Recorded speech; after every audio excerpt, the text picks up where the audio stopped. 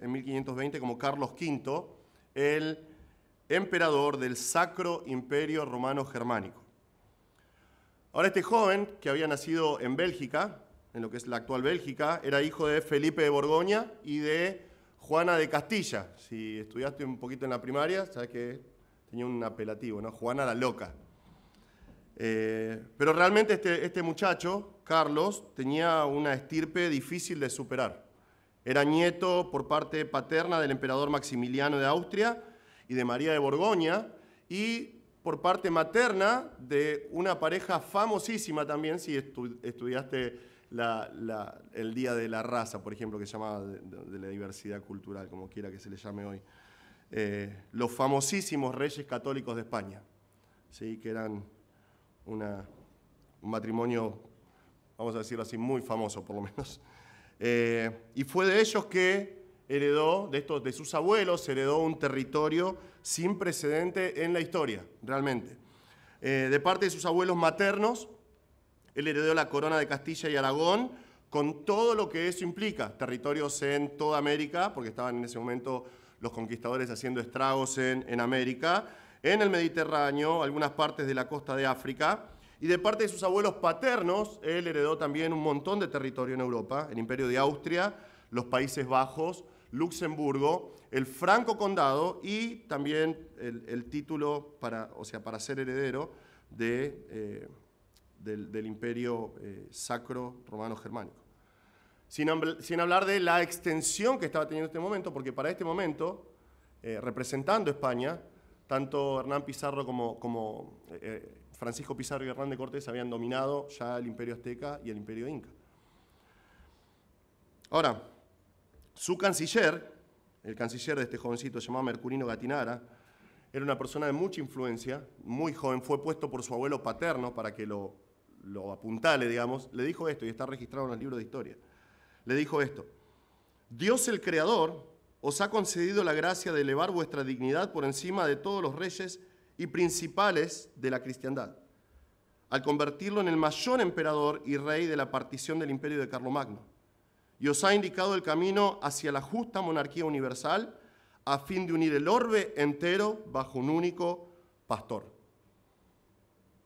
Eso marcó el resto de su vida. Este tipo de influencia marcó el propósito de su vida, y con solo 17 años él comenzó una campaña para realmente unificar todos estos territorios y obtener el reconocimiento correspondiente a rey y emperador en todo lugar en el que iba. A partir de ese momento el lema de su vida fue plus ultra, que significa más allá. Si vos ves hasta el día de hoy, esa frase plus ultra está en el escudo de España. Está el escudo de España, las dos columnas de Hércules, que supuestamente es el antepasado de los reyes de España, y ves una cinta atravesada ahí que dice plus ultra, que significa más allá y más allá, porque era era el deseo de él, que él quería conquistar absolutamente todo. La idea de él era forjar un imperio cristiano gigante que iba a ser dominado en la parte terrenal por él como emperador y en la parte espiritual por el Papa. Así que la vida de este hombre desde el principio estuvo marcado por conflictos, por alianzas económicas, por guerras y más guerras. Muchos se sublevaron contra su autoridad, pero otra vez, a fuerza de estas guerras y alianzas y muerte, él se afianzó y aplastó a sus enemigos.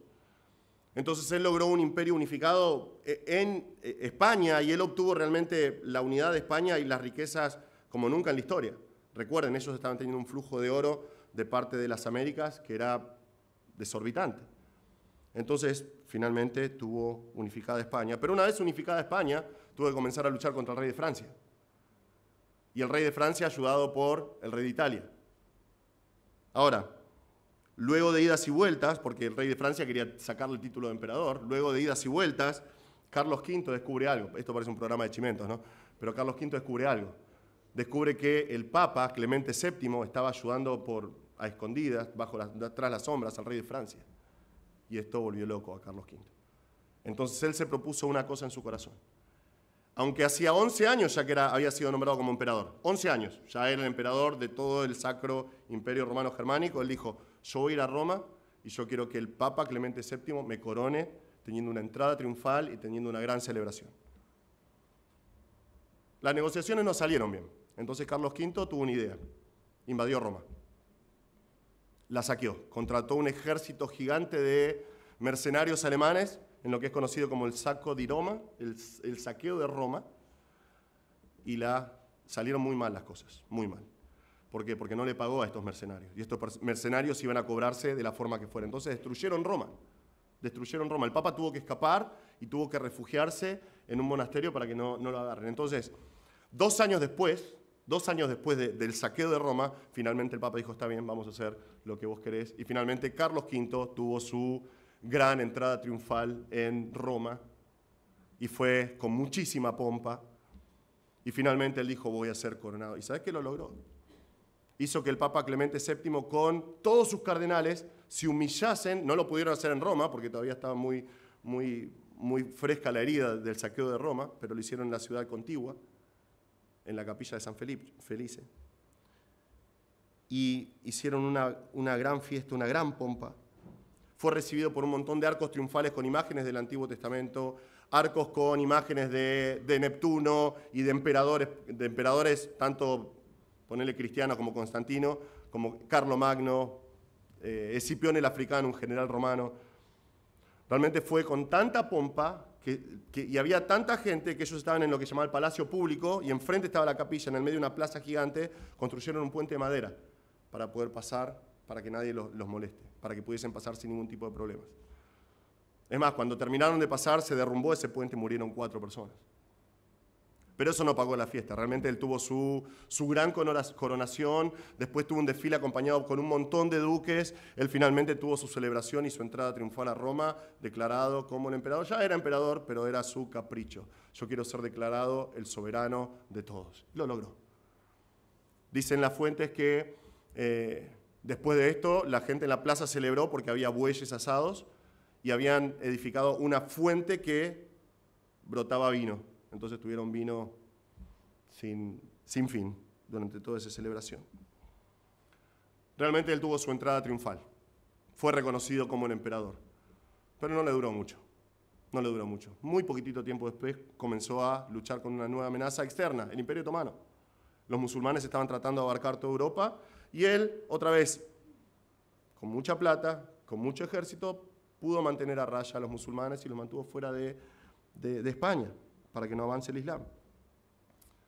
Hasta que apareció un problema más. Tantos problemas, ¿no? Uno más. Los príncipes alemanes le dieron la espalda a la Iglesia Católica y comenzaron a seguir las enseñanzas de un joven sacerdote. ¿Su nombre? Martín Lutero. Martín Lutero. Comenzaba la Reforma. Ahora, otra vez, hizo lo que hizo Carlos V durante toda su vida, guerra e intentar aplastar a los rebeldes protestantes. Y es lo que hizo. Una y otra vez hizo guerras, hay varias guerras registradas en las cuales murió muchísima gente, pero finalmente no pudo avanzar en contra de la nueva reforma y finalmente en el año 1555 tuvo que firmar la llamada Paz de Augsburgo, en la cual garantizaba a los príncipes alemanes la libertad de elegir si querían ser católicos o protestantes. El imperio se dividió. No se dividió políticamente, no se dividió por invasiones externas, el imperio se dividió porque ya no estuvo más unificado por el catolicismo. Y ante tantas luchas, Carlos, que quería ser el jefe supremo, el emperador de absolutamente todo, ¿sabes qué hizo? Se cansó. ¿Y sabes qué hizo? Abdicó. Renunció. Y repartió absolutamente todos sus reinos entre sus familiares más cercanos. Y 2 años después, el 21 de septiembre de 1558, moría a causa de paludismo. Ahora, decís, ¿para qué esta clase de historias, no? Primero porque es apasionante la historia. La historia del mundo es apasionante. Pero casos como estos del que hablé nos recuerdan el concepto de reino y el concepto de rey que hay en este mundo. Es esto. Esto en su máxima expresión realmente. Carlos V fue una persona llena de ambiciones y con un propósito claro, un objetivo clarísimo. ser el rey sobre todo, cueste lo que cueste. Fue una persona con una estirpe inigualable. Hijo, nieto, bisnieto de grandes reyes, de grandes soberanos, una persona con recursos económicos astronómicos. Literalmente toneladas y toneladas y toneladas de oro. Sin embargo, terminás haciendo el análisis final de su vida y te das cuenta que solamente dejó como legado un reino que no era como el de él. Era un reino repartido entre personas que no llegaron ni siquiera a una décima parte de lo que él alcanzó. Cada uno de esos reinos después fue a menos, cada uno de ellos. Aunque él puso todo su esfuerzo en destruir el movimiento protestante, que tanto dio, él nunca pudo destruir la reforma protestante. Qué curioso eso, ¿no? Y sobre todo, lo que me pareció más curioso aún, pensaba en esto, ¿no? Que el gran emperador del Sacro Imperio Romano Germánico, que quiso forjar un reino universal y ponerlo bajo sus pies. Este hombre que fue considerado realmente el soberano más grande de la historia de la cristiandad, murió luego de agonizar por un mes por la picadura de un mosquito. Un mosquito. Murió de paludismo, de malaria. Interesante. Ese es el tipo de reino que el hombre natural puede alcanzar en este mundo. Es el tipo de reino que el hombre natural puede alcanzar en este mundo. Porque se trata de hombres, se trata de seres humanos. Seres humanos que no tienen un control verdadero sobre este mundo. Personas que no tienen soberanía real sobre las situaciones, no pueden, no tienen poder para manejar las cosas. Tienen recursos, tienen deseos, tienen fuerza bruta, pero no pueden manejar todas las situaciones por completo porque eso le corresponde solamente al Señor. Nosotros estudiamos hoy el Evangelio de Juan y comenzamos con el relato de lo que se llama comúnmente la entrada triunfal. Sí, es el ingreso de Jesús a la ciudad de Jerusalén. Pero es una entrada completamente diferente a los reyes de este mundo. Es una entrada hecha de una manera diferente, es una entrada hecha con un objetivo diferente, es una entrada hecha con un resultado diferente, pero que provee para nosotros, los que hemos realmente confiado en Cristo, una seguridad completamente diferente y acompañado de una esperanza completamente diferente, una promesa llena de esperanza, vamos a ver en nuestro pasaje de hoy. Porque es lo que nos muestra Juan en este pasaje. El relato de la entrada triunfal nos enseña que Jesús de Nazaret es el Mesías Rey, prometido por Dios en las Escrituras. Este pasaje muestra claramente que Jesucristo de Nazaret es el Señor prometido por Dios en la Escritura del Antiguo Testamento. Vamos a leer Juan 12, dice así. Juan 12, 12 al 19. Al día siguiente, cuando la gran multitud que había venido a la fiesta oyó que Jesús venía a Jerusalén, tomaron hojas de palmas y salieron a recibir a Jesús. Y gritaban: Hosana, bendito el que viene en el nombre del Señor, el Rey de Israel. Jesús, hallando un asnillo, se montó en él, como está escrito: No temas, mira, Sión, he aquí tu rey viene montado en un pollino de asna. Sus discípulos no entendieron esto al principio, pero después, cuando Jesús fue glorificado, entonces se acordaron de que esto se había escrito de él y de que le habían hecho estas cosas. Y así la multitud que estaba con Jesús, cuando llamó a Lázaro del sepulcro y lo resucitó de entre los muertos, daba testimonio de él. Por eso la multitud que fue también a recibir a Jesús, porque habían oído de él que había hecho esta señal. Entonces los fariseos se decían unos a otros: ¿ven que ustedes no consiguen nada? Miren, todo el mundo se ha ido tras él. Nosotros vamos a ver en nuestro pasaje de hoy tres confirmaciones de la identidad mesiánica de Jesús. Tres confirmaciones de la identidad mesiánica de Jesús. Entonces, la primera confirmación que vemos acá, la confirmación de la gran multitud. La confirmación de la gran multitud, versículos 12 y 13. Acá se nos habla de el día siguiente, es un día después de esta cena que estudiamos la semana pasada. El Señor va de Betania a Jerusalén. Y recuerden que Betania está muy cerquita de Jerusalén, más o menos 2,5 kilómetros, 3 kilómetros. Y Jerusalén está llena de gente en estos días, llena de gente. Según Flavio Josefo, la última Pascua registrada antes de la destrucción del templo, y en base a los corderos que se sacrificaron, se calcula que aproximadamente había 2.700.000 personas en Jerusalén en ese momento. Y aunque hay algunos que dicen, bueno, los historiadores judíos tienen la tendencia a exagerar un poquito, sabemos que estos eventos eran algo masivo, lleno de gente, lleno de gente. ¿Por qué? Porque para la época de Josías, después de Josías, la Pascua solamente podía celebrarse oficialmente, ritualmente, de una manera ritualmente correcta en el templo. Entonces, cada persona quería ir por lo menos una vez en su vida a celebrar la Pascua en Jerusalén. Es más, hasta el día de hoy los judíos tienen un dicho, una celebración, cuando están celebrando las Pascuas en su casa, brindan con vino y dicen, bueno, este año en casa, el año que viene en Jerusalén, por el deseo que ellos tienen de pasar, aunque sea una Pascua en la ciudad santa, en Jerusalén. Ahora, Jesús está yendo de Betania a Jerusalén, está cruzando el Monte de los Olivos y el texto nos habla de la gran multitud que había venido a la fiesta. Esto significa muchas personas. Una multitud ya es grande, mucha gente, pero esto es una mega multitud. Esto es algo masivo. Y tenemos que entender esto. Vamos a ver esto en el tercer punto, ¿no? Pero gente que vio a Jesús resucitar a Lázaro. Y ellos dan testimonio a los peregrinos que están viniendo y cruzando Betania, los que vienen del norte. A medida que caminan van anunciando quién se acerca, que Jesús está viniendo.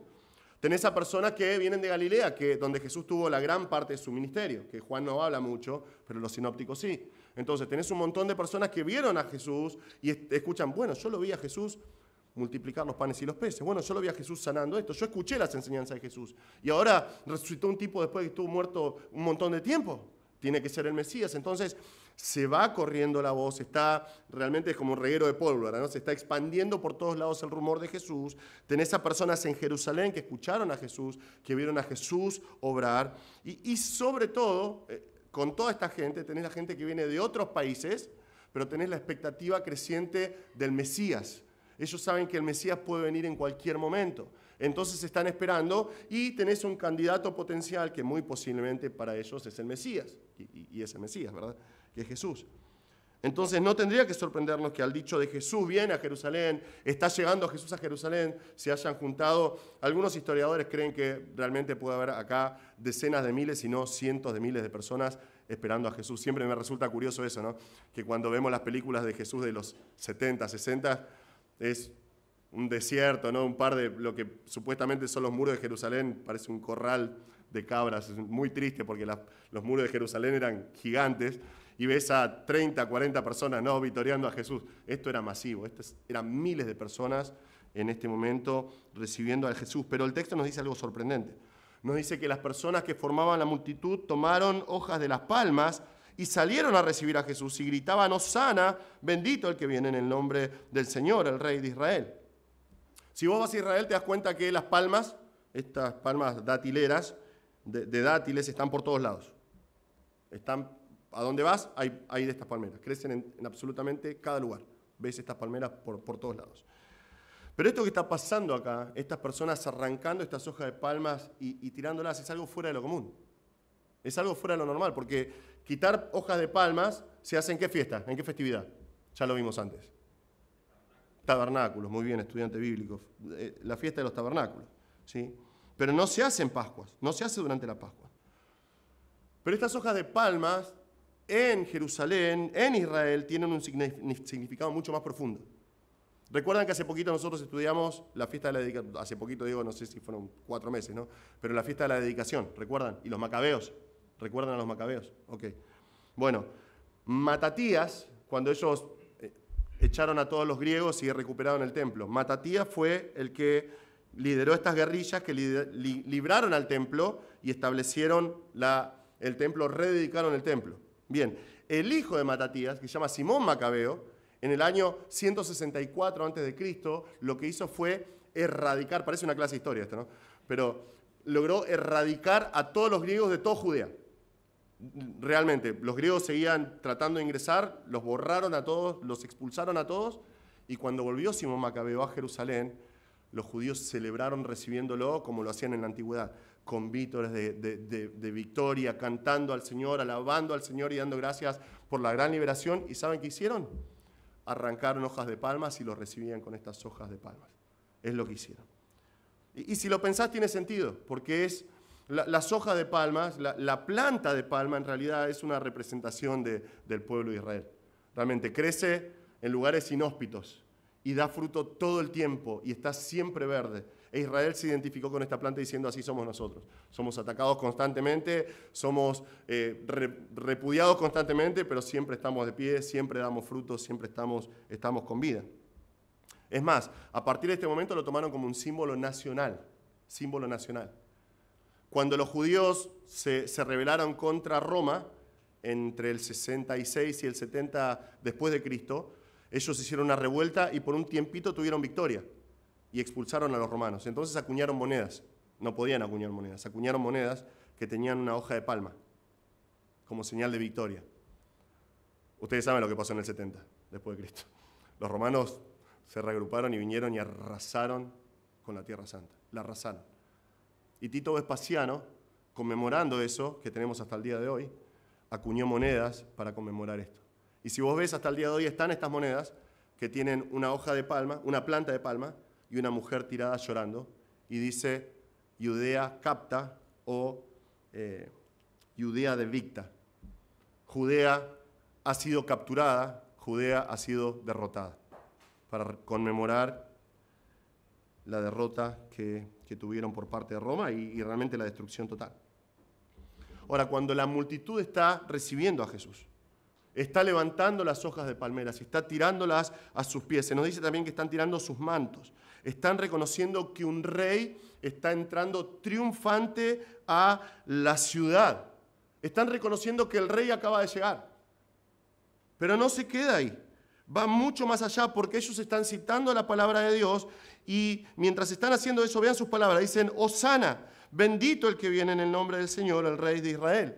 Ellos están cantando Salmo 118 realmente, que es lo que forma parte del Jalel, Salmo 113 a 118. Son canciones que un judío normal aprende desde la niñez, son las canciones que ellos cantan durante todas estas festividades religiosas, en cualquiera de las tres festividades, y hablan acerca de la bondad del Señor, específicamente Salmo 118, cómo Dios protege a los suyos, habla acerca de la bondad del Señor. La parte final del pasaje de Salmo 118 dice esto. Dice, este es el día que el Señor ha hecho.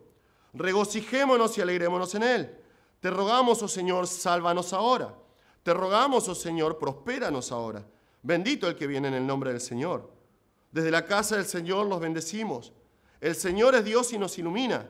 Aten el sacrificio de la fiesta con cuerdas a los cuernos del altar. Tú eres mi Dios y te doy gracias. Tú eres mi Dios y yo te exalto. Den gracias al Señor porque Él es bueno, porque para siempre es su misericordia. Y es lo que está gritando esta multitud al entrar Jesús a la ciudad de Jerusalén. Ellos están diciendo, Hosana, Hosana, que realmente están repitiendo una y otra vez. Realmente lo están diciendo, esto es una transliteración. Lo que están gritando es Hoshianá.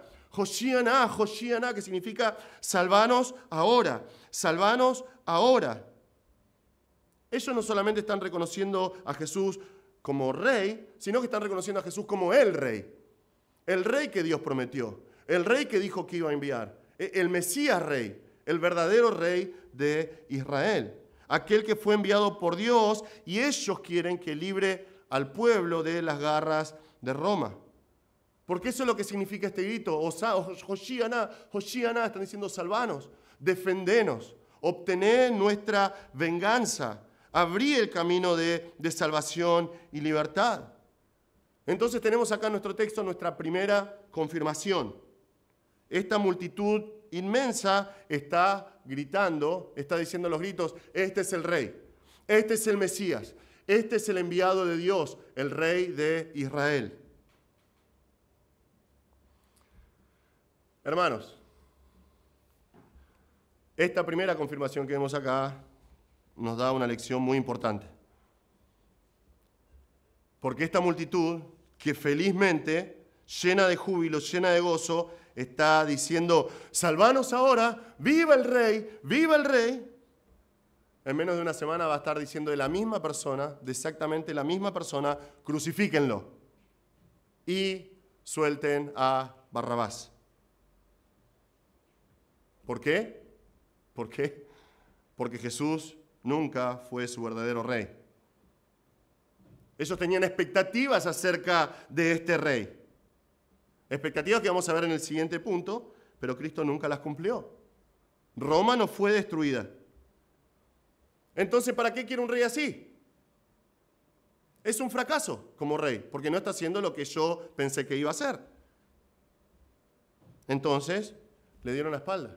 ¿Se pusieron a pensar esto? Por eso dicen cuando aparece delante de Pilatos, está Jesús completamente destruido a golpes, y de este lado Barrabás, y la multitud dice, suelten a Barrabás, suelten a Barrabás. ¿Por qué? Porque Barrabás era un sedicioso, era un celote, era una persona que mataba a romanos, por lo menos está ayudando a la nación, porque es un asesino que mató a algunos romanos, por eso estaba condenado a muerte. Suelten a Barrabás, él está haciendo algo para librarnos. Es muy interesante porque hay muchas aplicaciones para nosotros acá, hermanos. Porque es muy fácil decir, Jesús es rey. Ahora la pregunta es, ¿por qué lo decís? ¿Por qué decís Jesús es rey? Personas vienen a Cristo justamente diciendo, sí, Jesús es el rey, porque creen que Él es rey y puede solucionarles algo en la vida. O Él es el rey que puede proveer de algo en la vida, o puede solucionar alguna situación difícil en su vida. Pero en realidad no están considerando a Jesús como el verdadero rey, sino que están considerando a Jesús diciendo, ok, si vos haces esto en mi vida, vas a ser mi rey. Y en el momento que Jesús no cumple con esas expectativas, le dan la espalda. Es fácil decir, sos mi rey a Cristo, y darle la espalda luego que no cumple con nuestras expectativas. Es muy fácil decir, Jesús es mi rey, mientras las cosas van bien como yo quiero, y cuando las cosas no van como yo quiero, le doy la espalda y digo, bueno, ahora yo voy a hacer lo que yo quiera y yo voy a ser mi rey. Y la persona que piensa y dice, no, eso no puede pasar con un creyente, si tenés el concepto bautista, decir, no, un cristiano no podría pecar de esa manera, bueno, no estás entendiendo realmente lo que la palabra de Dios enseña acerca de la pecaminosidad del hombre. Un cristiano puede pecar de esa manera y darle la espalda a Cristo. No renegando de Cristo, no perdiendo su salvación, pero haciendo lo que quiere realmente, porque es lo que hace el creyente todo el tiempo. Es fácil decir a Jesús, sos mi rey, llevado por el entusiasmo de la multitud. Es lo que pasa en la gran mayoría de las campañas. Tenés en campañas, tuvimos en esta campaña 9.000 conversiones. Y a las 2 semanas no hay absolutamente nadie de ellos siguiendo a Cristo. Porque es fácil decir, Jesús es rey llevado por el entusiasmo de la multitud, pero no es algo personal. Realmente no importa porque es algo del momento. Es fácil decir a Jesús, sos el rey, para que los demás crean, bueno, este es también súbdito de Jesús conmigo. Sí, yo también creo que Jesús es el rey.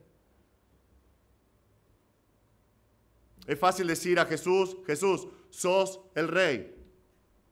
El domingo, de 6:30 a 8 o 8:30.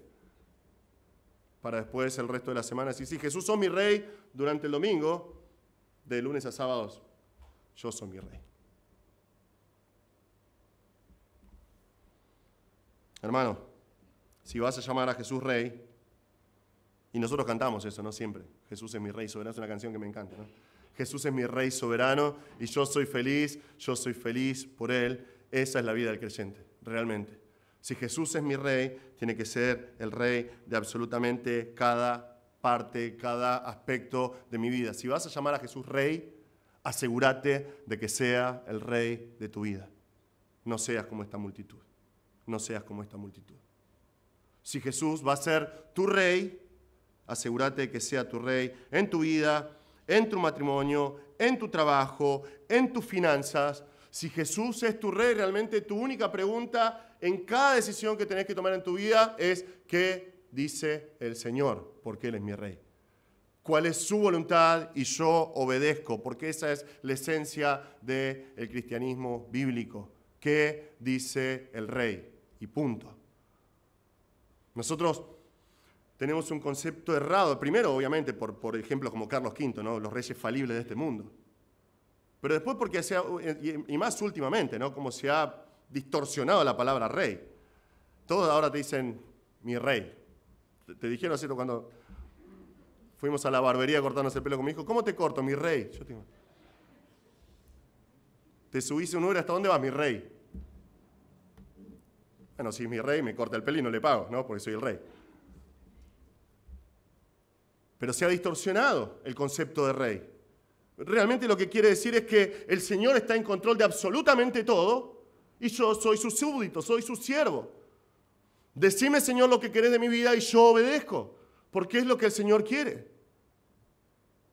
Y es la esencia del himno que cantamos. Jesús es mi Rey soberano y yo soy feliz por Él. Mientras Cristo está gobernando mi vida, mientras Él me manda y me dice lo que yo tengo que hacer, yo voy por la vida feliz porque mi Rey está en control de mi vida. Es lo que el Señor busca de nosotros, hermanos. Hermano, si vas a llamar a Jesús Rey, asegúrate de que sea tu Rey en cada aspecto de la vida. Que esta multitud sirva de lección. Amén. Segunda confirmación de la Escritura. Jesús está rodeado por esta inmensa muchedumbre y nos dice Juan que Jesús, hallando un asnillo, se montó en él. Si lees los sinópticos, los evangelios sinópticos, sabés que hay toda una vuelta acá, ¿no? Juan dice, bueno, Jesús tomó un asno y se sentó, pero hay todo un trasfondo. Jesús dice, vayan a esa aldea cercana, van a encontrar un asno ahí, agarren ese asno y si el dueño les pregunta, ustedes le dicen, el Señor lo necesita, ¿sí? Y se lo traen. Todo eso pasó y Jesús se monta en este asno. Ahora, es interesante esto, ¿no? Porque imagínate, el Señor lo necesita. Es como, imagínate vos estás en tu casa y vas y encontrás un tipo que te está llevando la moto. Bueno, un burro es más o menos una moto en este tiempo. ¿Qué estás haciendo? El Señor lo necesita, Rey, ¿no? Bueno, está bien, llévatelo. Amén, gloria a Dios. Llévate la moto, no pasa nada. No, estás loco. Okay. No sabemos todo lo que pasó, pero posiblemente es el Señor el que está en control, obviamente, ¿no? Pero por ahí la persona entendió. Viene Jesús, está siendo llamado el Mesías, me piden un burro, asoció con lo que vamos a ver ahora, sí, llévatelo. Pero Jesús se monta en este asno. Y los burros en Palestina es interesante porque no son tan grandes. Nosotros tenemos acá en Sudamérica, son un poquito más altos los burros, pero en Palestina son peticitos, son mucho más bajos. Entonces la persona que monta en burro tiene que doblar las rodillas un poquito, tiene que extender las piernas para viajar arriba de estos animales. Y el texto nos muestra que esto no fue un capricho de Jesús. Él está cumpliendo una profecía cuando está haciendo esto, y él sabe que está cumpliendo una profecía, él está cumpliendo lo que dice la Escritura. Los judíos lo están recibiendo como rey, dicen que viva el rey, ahí viene el rey, y cuando él se monta en este asnillo, también les está confirmando eso, soy el rey, soy el Mesías, yo soy aquel que Dios tenía que enviar, porque Juan nos dice que hizo esto, él tomó el asnillo y se sentó e hizo esto para cumplir lo que está escrito, no temas, hija de Sión, mira, tu rey viene montado en un pollino de asna. Esta es una profecía en Zacarías 9. Zacarías 9:9 dice justamente eso. Regocíjate sobremanera, hija de Sión. Da voces de júbilo, hija de Jerusalén. Mira, tu rey viene a ti, justo y dotado de salvación, humilde, montado en un asno, en un pollino, hijo de asna. Esta era la señal para reconocer al Mesías. Y mientras todas estas personas están diciendo, salva ahora, viva el Rey de Israel, bendito sea el que viene en el nombre del Señor, el Señor dice, yo soy el Mesías. Y se sienta en este asno. Cuando nosotros vemos al principio de la historia de Israel, los que tenían cierto tipo de autoridad, lo vemos en el libro de Jueces, por ejemplo, que tenían algo de realeza, montaban en burros, en asnas. Pero después de Salomón en adelante, los pueblos judíos tomaron la costumbre del resto del mundo. A partir de Salomón los reyes montaban a caballo, caballos de estirpe, caballos importados de Egipto, o sea, era como Ferrari de este tiempo, eran lo mejor de lo mejor. Un rey triunfante entraba en la ciudad después de la victoria o reconocido como rey en un caballo, en el mejor de todos. Pero Jesús no hace eso. Jesús no hace eso. Jesús viene montado humilde en este asno, en un burrito, humildemente, dotado de salvación. Justo, dice la profecía. La gente no se da cuenta.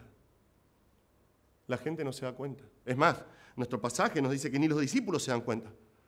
Porque el pasaje dice, sus discípulos no entendieron esto al principio, pero después, cuando Jesús fue glorificado, entonces se acordaron de que esto se había escrito de él y de qué le habían hecho estas cosas.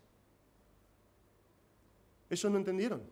No entendieron lo que estaba sucediendo, lo que estaba pasando. No reconocieron el cumplimiento de la Escritura frente a ellos. Pero cuando Cristo fue glorificado, ellos entendieron qué es lo que pasó. Cuando Cristo fue glorificado, Él ascendió y cumplió lo que prometió. ¿Envió a quién? Al Consolador, al Espíritu Santo. Entonces, a partir de ese momento, el Espíritu Santo empoderó a los seguidores de Cristo para que entiendan la Escritura. Y fue a partir de ese momento que ellos analizaban y pensaban en la historia de Jesús y decían, por eso lo hizo. Por eso dijo eso.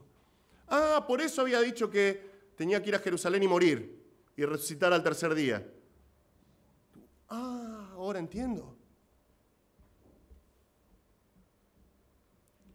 Es triste pensar que esta multitud, que ahora está diciendo, salva ahora, en pocos días va a pedir que lo maten. Pero no nos tiene que sorprender. Sorprendió a los discípulos, pero no sorprendió a Jesús. No sorprende a Jesús. Porque Jesús sabe que está entrando para morir. Él sabe que está entrando a Jerusalén y que a final de semana va a ser clavado en una cruz. Él lo sabe. Él lo sabe. Porque está cumpliendo la Escritura. Es más, en el pasaje paralelo en Lucas 19, nos dice que Jesús, antes de entrar en esta entrada triunfal, cuando Jesús se acercó al ver la ciudad, ¿qué hizo? Lloró sobre ella. Lloró sobre ella diciendo, si tú también hubieras sabido en este día lo que conduce a la paz, pero ahora está oculto a tus ojos, porque sobre ti vendrán días cuando tus enemigos echarán terraplén delante de ti, te sitiarán y te acosarán por todas partes, te derribarán a tierra y a tus hijos dentro de ti, y no dejarán en ti piedra sobre piedra. Jesús está antes de entrar llorando porque Él es Dios, Él sabe absolutamente todo y Él sabe la devastación que Roma en el 70 va a traer sobre toda la ciudad y sobre toda la tierra. Él sabe todo eso y no puede hacer otra cosa que llorar sobre Jerusalén, que es su ciudad amada. Y al final Él dice esto, dice, porque no conociste el tiempo de tu visitación. ¿No te diste cuenta que Dios vino a visitarte? Ahora, Dios anunció exactamente que iba a visitar Jerusalén. Y esto es sorprendente. Él anunció precisamente cuándo lo iba a hacer. ¿Cuándo dijo Dios esto? Daniel 9. Daniel 9. Un pasaje muy conocido de la profecía. Daniel está orando, Dios le envía al ángel Gabriel y él dice esto. Al principio de tus súplicas se dio la orden y he venido para explicártela, porque eres muy estimado. Pon atención a la orden y entiende la visión. 70 semanas han sido decretadas sobre tu pueblo y sobre tu santa ciudad, para poner fin a la transgresión, para terminar con el pecado, para expiar la iniquidad, para traer justicia eterna, para sellar la visión y la profecía y para ungir el lugar santísimo. Has de saber y entender que desde la salida de la orden para restaurar y reconstruir a Jerusalén hasta el Mesías príncipe habrá 7 semanas y 62 semanas. Volverá a ser edificada con plaza y foso, pero en tiempos de angustia.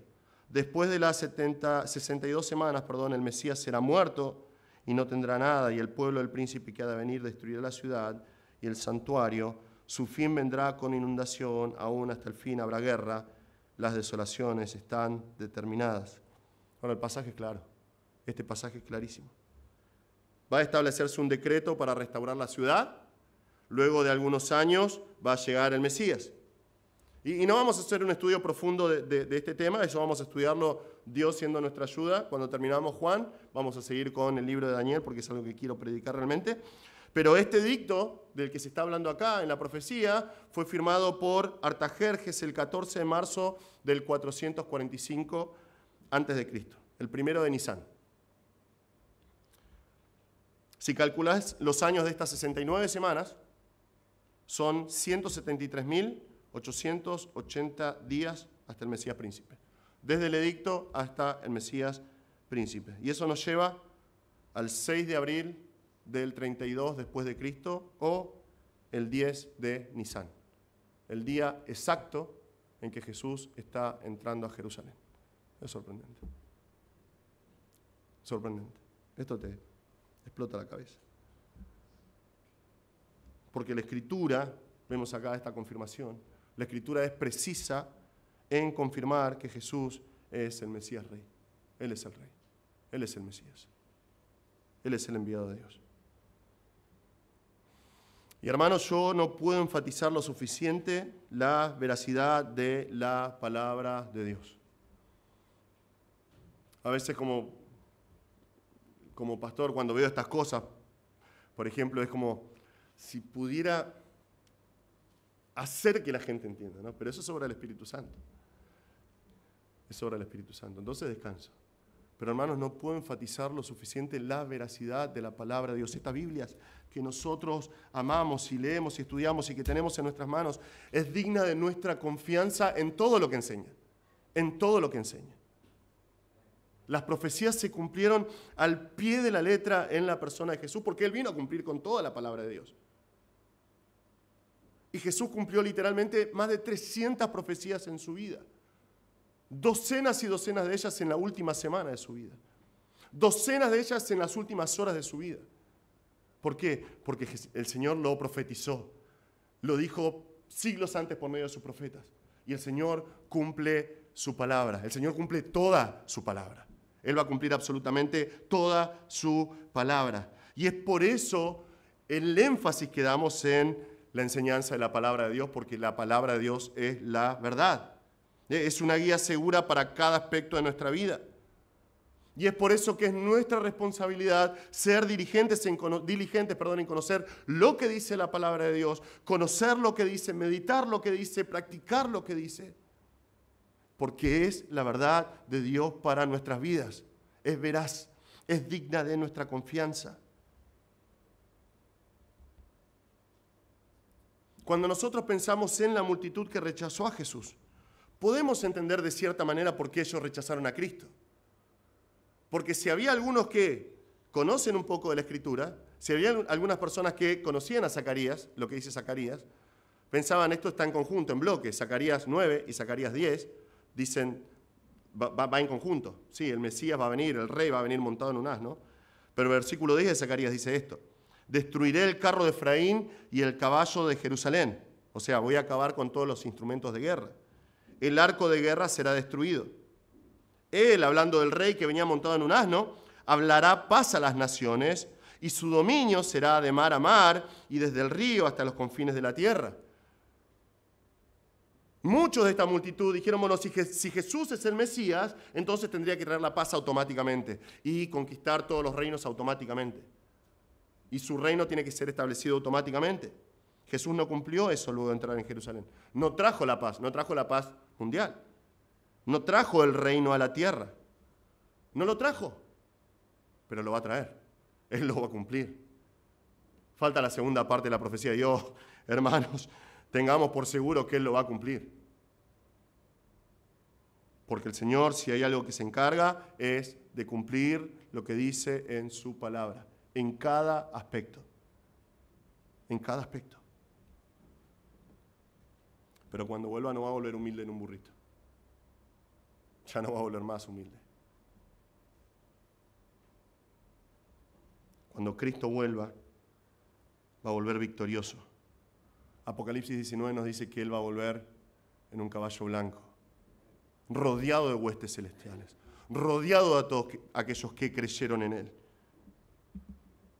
Su nombre ya no va a ser el enviado de Dios, el Mesías. Él va a venir como Rey de Reyes. Él va a venir como Señor de señores. Él va a venir a destruir por completo a sus enemigos, destruir por completo a todo aquel que se levanta contra su autoridad y finalmente va a establecer su reino. Él va a reinar por siempre. Él va a reinar por siempre. Y sabemos que es así porque la Escritura lo enseña y el Señor se encarga de cumplir. La Escritura siempre cumple lo que dice la Escritura, siempre en el tiempo exacto de Dios. Jesús es el Mesías Rey y Él pronto viene a la tierra. Y quiero aprovechar este momento para compartir el Evangelio, porque esto es importantísimo. Jesús viene pronto. Si estás acá, si estás viendo esta transmisión y nunca conociste a Cristo, si vos no sabés qué va a pasar con tu vida hoy si morís, bueno, la palabra de Dios es clara. La palabra de Dios es clara. Jesús es el Señor. No cometas el mismo error que estas personas. No le des la espalda a Cristo. Era necesario que Jesús venga, como vemos acá en este pasaje, humilde en un burrito, que venga montado en un burrito en humildad, manso, porque Él tenía que venir con un solo propósito, que es el propósito con el que vino. Cristo vino a morir por tus pecados y los míos. Cristo vino a obtener la paz que necesitamos delante de Dios. Porque cada uno de nosotros nace en pecado y separado de Dios, condenado al infierno eterno porque nacemos pecadores. Y Dios es un Dios santo que no puede permitir el pecado. Pero la solución de Dios para eso, por su inmenso amor, fue enviar a su Hijo humilde, en un burrito, entrando a Jerusalén para un par de días después ser clavado en una cruz. Cuando Cristo estaba en esa cruz clavado, Él estaba soportando la ira del Padre por tus pecados y los míos. Él estaba cargando con tus pecados. Y la palabra de Dios dice que si crees en Él y te arrepentís de tus pecados, reconociendo que sos un pecador, reconociendo que Jesús es tu Salvador, que murió por tus pecados, Él te va a dar perdón y vida eterna. No cometas el error de esta multitud porque Cristo viene pronto. Y la segunda vez que venga no va a haber oportunidad, no va a haber misericordia. Él viene a destruir a sus enemigos. No te encuentres entre sus enemigos. Vení a Cristo hoy. Arrepentite de tus pecados hoy. Cristo ya pagó tu deuda. Él murió por tus pecados. Vení a Cristo hoy y Él te va a dar perdón y vida eterna. Vení a Cristo hoy. Reconocelo como quien es Él, el Rey de Reyes y Señor de Señores, tu Salvador, que Él murió por vos. Vení a Cristo hoy. Hermanos, el desafío para nosotros es el de siempre. La palabra de Dios es veraz. Y el Señor siempre cumple lo que dice en su Escritura. ¿Recuerdan lo que nosotros leímos en el llamado de oración, Salmo 144? Bendito el pueblo que confía en el Señor, cuyo Dios es el Señor. En la medida que nosotros confiamos en el Señor y buscamos al Señor, vamos a ser bendecidos en cada aspecto de nuestras vidas. Cada aspecto de nuestras vidas. ¿Por qué? Porque la Escritura es veraz. La palabra de Dios es verdad. La decisión más importante en nuestras vidas es qué dice mi Rey en su palabra y obedecerlo. Nunca dejemos de maravillarnos y de vivir conforme a la veracidad de la palabra del Señor. Tercera confirmación que vemos acá. La confirmación de los testigos. La confirmación de los testigos. Ahora, Juan nos ayuda a entender por qué tenemos esta multitud que se esparció como reguero de pólvora al principio. Nos muestra eso. Nos ayuda a entender. Nos dice esto: y así la multitud que estaba con Jesús cuando llamó a Lázaro del sepulcro y lo resucitó entre los muertos daba testimonio de él. Estas personas cuentan las cosas que vieron. Es por eso que había tanta gente. Todas estas personas están dando testimonio del poder de Jesús. Ellos desde Betania, en Betania y desde Betania, están a los gritos, diciéndole a todas las personas, y recuerden, Jerusalén está colapsada de gente y los alrededores, están diciéndoles: Jesús resucitó a Lázaro y yo lo vi con mis propios ojos. Yo vi a Jesús pararse delante de la tumba de Lázaro, hacer mover la piedra y simplemente decir: Lázaro afuera ahora. Y el que estaba muerto hace 4 días se levantó, volvió a la vida. Y no solamente eso, sino que lo escuché decir antes: yo soy la resurrección y la vida. Él es el Mesías, Él es Dios encarnado, es el Señor. Y lo están diciendo absolutamente a todas las personas. Y por eso, dice Juan, la multitud fue también a recibir a Jesús, porque habían oído que él había hecho esta señal. Esta multitud, la multitud primera, no la más chiquita, que vio a Jesús realizar la 7ª señal, no tiene dudas. No puede callar lo que vio. No puede callar, por eso tiene que ser testigo. Necesita decirle a todos que Jesús es el Mesías, que es la resurrección y la vida. No pueden callar lo que vieron. Fueron testigos, no pueden negarlo. Estas son cosas que quedan grabadas en tu mente y en tu corazón y que contra las cuales no puedes ir. Recuerdo hace un tiempo atrás, mucho tiempo atrás, estábamos yendo a trabajar con un compañero mío y estábamos en el cruce 197, en ese tiempo era un desastre todo ahí. Y estaban las barreras bajas y un muchacho estaba por cruzar, porque podía cruzar tranquilo porque estaban las barreras bajas, y un tipo completamente borracho pasó las barreras bajas y lo chocó y lo vimos volar en el aire, pobre muchacho. Y nosotros trabajábamos como inspectores, entonces teníamos camisa y corbata y hicimos medio un operativo ahí para ayudar al pobre muchacho hasta que vino la ambulancia y lo llevó. Y claro, después de un tiempo yo después me fui a estudiar a Rosario y de Rosario este muchacho que era muy amigo mío, un hermano en Cristo también que amo mucho, me llamó por teléfono y me dijo, mirá, el muchacho ese que chocaron quedó en silla de ruedas. Y está haciendo un juicio y dice, si podés salirnos de testigo. Sí, fue como obvio. Viajo cuando me digas y voy y salgo de testigo. Porque yo no puedo negar lo que vi, no puedo olvidar, todavía tengo en mi mente cómo él volaba por el aire. Porque es lo que sucede, vos no podés callar las cosas de las que fuiste testigo. Y acá esta multitud está diciéndole a todos lo que acaba de ver. Es algo sorprendente, algo que están esperando por siglos. Finalmente ha llegado el Mesías y ha manifestado su poder mediante la resurrección de Lázaro. Y no pueden callar, no pueden callar. Esto no le gusta mucho a los líderes religiosos. Entonces los fariseos se decían unos a otros, ¿ven que ustedes no consiguen nada? Miren, todo el mundo se ha ido tras él. Sabemos toda la historia, ¿no? Pero estos son los momentos que disfrutamos de la derrota de los enemigos del Señor, ¿no? De su frustración. Ellos dicen, se están yendo detrás de todo, detrás de Jesús. Todo el mundo se está yendo detrás de Jesús. Otra historia que pensaba mientras escribía esto. Hace unos años atrás un hombre llevó yo trabajo en el campo, no hay nada. Un tipo tuvo una idea, llevó un carro de comidas, fue un éxito. Entonces durante un tiempo fue muy bueno y vendía buena comida, buen precio, pero después hizo lo que cualquier persona que vende comida no tiene que hacer nunca, que es empezar a bajar la calidad, empezar a atender mal a la gente. Y ya era como, no teníamos otra opción, teníamos que comer ahí, pero al poco tiempo apareció otro carro de comidas, una mujer, que traía comida excelente, excelente. Automáticamente todas las personas fueron con el nuevo carro. Fue interesante porque uno de mis compañeros le dijo al dueño del primer carro, le dijo esto, todo el mundo se va tras el carro de Mariana. Y dijo, con la arrogancia, ¿no? Ya van a volver. Se ve que a alguno le debía plata, ¿no? Ya van a volver. ¿Sabes qué? Nunca volvieron. Porque la gente fue donde había comida verdadera. Y algo así pasó con los fariseos. Porque estas personas encontraron algo diferente en Jesús. Los testigos realmente encontraron algo diferente. Algo que realmente los alimentaba, que alimentaba su esperanza. Ellos vieron algo superior en Jesús, algo que la vida que Jesús ofrece es algo que los fariseos no podían replicar, no pueden replicarlo, no tienen el poder. Es algo que los fariseos no podían refutar, no podían ir en contra.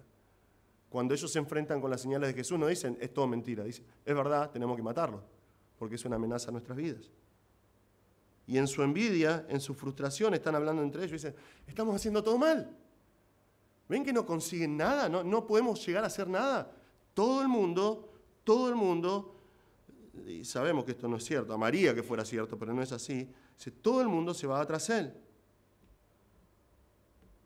Y sabemos que no es así, por lo menos no por mucho tiempo, pronto van a rechazarlo. Pero aquellos que vieron a Cristo confirmaron también que Él es el Mesías. Aquellos que vieron a Cristo confirmaron, Él es el Mesías Rey. Una lección para nosotros acá, hermanos, que tiene que ver con la confirmación de estos testigos. Ellos hablaron de Cristo con todos. Ellos hablaron de Cristo con todos.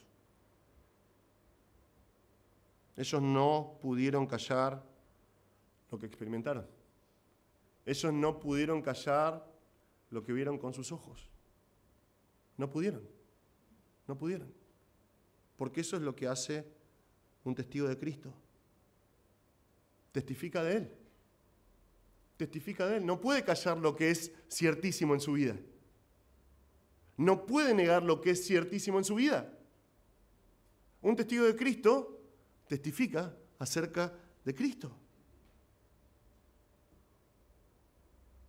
Ahora, balance acá, ¿no? No andamos como locos diciendo Cristo es Rey, Cristo es el Rey, Cristo es el Mesías, Cristo es el Salvador. No andamos a los gritos, ¿no? Con megáfonos. No empezamos cualquier conversación con toda persona en la calle, en el subte, con el carnicero. Jesús es el Rey, ¿sabías? No es muy sabio eso. Pero nosotros testificamos de Cristo. Si es que sabemos que es real lo que hizo en nuestras vidas. Si es que realmente creemos que Jesús es quien decimos que es. No podemos hacer otra cosa. No podemos hacer otra cosa. Un testigo verdadero no puede callar. Tal vez al principio tenés un poco de miedo, tal vez al principio tenés un poco de vergüenza, pero no podés callar. Tenés que testificar de aquel que te amó, que te salvó y que te transformó. No porque haya poder en tu testimonio en sí, eso es equivocado. No es tu testimonio lo que importa, sino la persona de quién estás dando testimonio.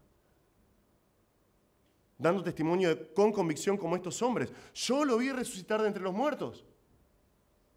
Yo vi a Lázaro a la orden de Jesús salir de la tumba. Yo lo vi. Es lo que un par de años después, muy poquitos años después, hicieron los apóstoles. Y es por eso que cada uno de ellos murió mártir. ¿Por qué? ¿Qué cambió entre la noche del arresto de Jesús, que salieron todos corriendo cobardes a esconderse, y después en Pentecostés? Que ellos vieron a Jesús resucitado. No podían callar lo que vieron. Y es exactamente el mismo desafío para nosotros como creyentes. Si Cristo te salvó, si Cristo transformó tu vida, no puedes callarte.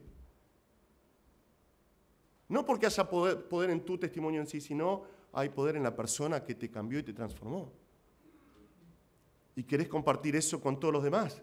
Porque querés que esas personas que tienen necesidad, cuyas vidas están completamente destruidas, llenas de frustración, llenas de desesperanza, puedan disfrutar de exactamente la misma paz que experimentás vos, el amor que experimentaste vos, la misericordia y la gracia que recibiste de Cristo, que está a su disposición cuando ofreces el Evangelio de Cristo. Un testigo verdadero de Cristo no puede callar, hermanos, no puede callar. Y el desafío para nosotros es justamente ese. Con amor, el amor de Cristo, con sabiduría de lo alto, en el poder del Espíritu Santo, seguimos hablando de Cristo. No podemos callar. No podemos callar. Si fuimos testigos de lo que Cristo hizo en nuestras vidas, tenemos que dar testimonio de Él. Entonces, 3 confirmaciones de que Jesús es el Mesías acá. 3 confirmaciones. La multitud que luego lo rechazó, dijo, Él es el Rey, Él es el Mesías. La Escritura, que siempre se cumple, nos dice, Él es el Mesías. Él cumplió. Ese momento en que Jesús se subió al asnito y entró a Jerusalén es la prueba. Es la prueba de lo que prometía en el Antiguo Testamento. Él es el Mesías. Y aquellos que vieron con sus ojos el poder de Jesús también dicen, Él es el Mesías. Y ellos lo dicen con todo corazón. Él es el Señor. 3 confirmaciones que nos recuerdan, hermanos, que Jesús es el Rey Mesías que pronto vuelve en gloria. Que pronto vuelve en gloria. Ahora, todavía no vuelve, va a volver. Tenemos un interín, ya de 2000 años, pero que se está cortando. Cristo vuelve en gloria.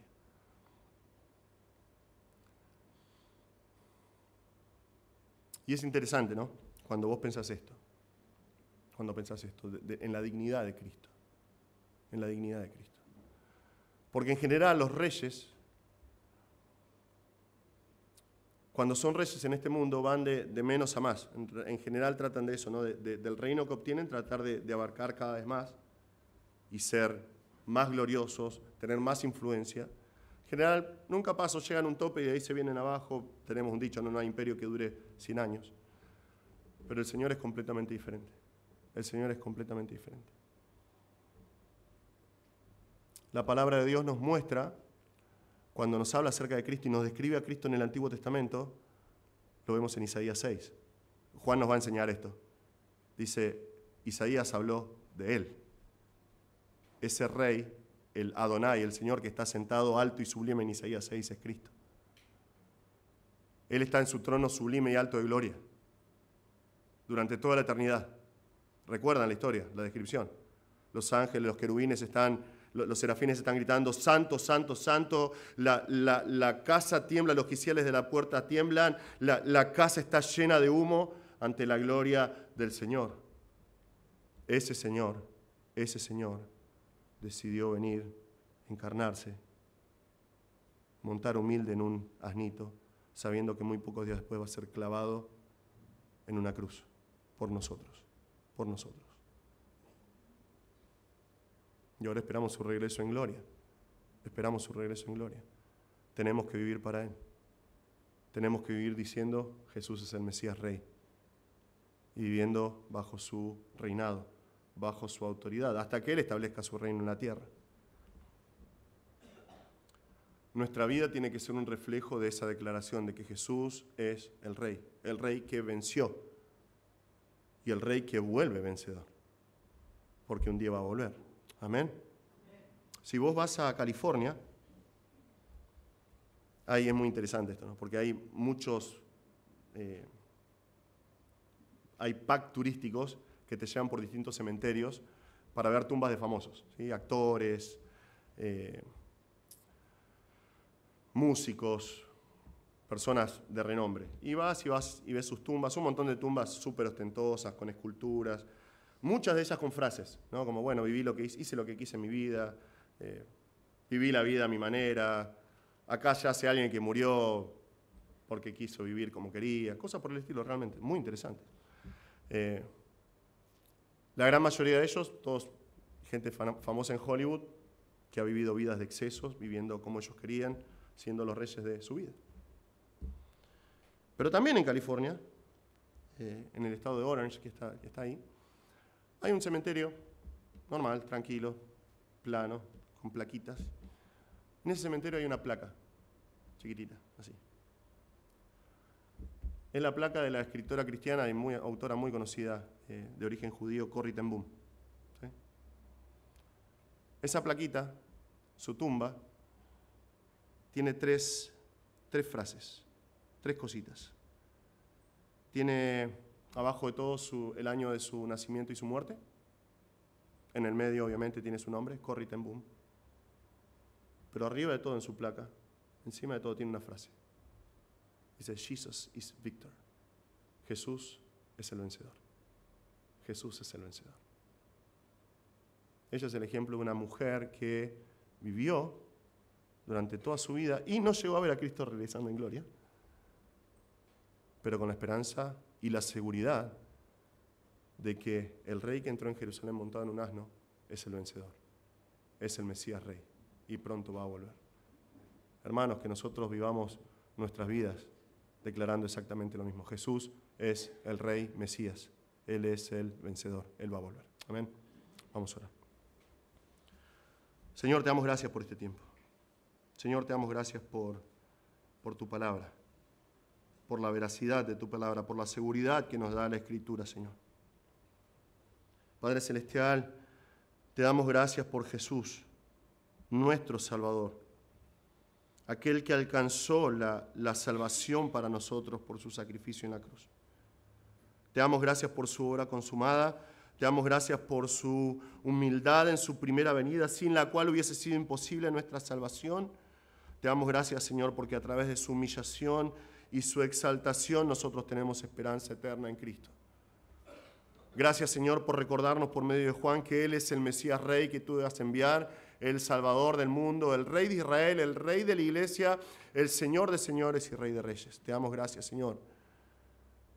Y te pedimos, Señor, que por favor nos ayudes a vivir para tu gloria, que nos ayudes a vivir de una manera digna de aquel que siendo el Señor se humilló para que nosotros, estando en la desesperanza de nuestros pecados, un día seamos copartícipes de su gloria eterna.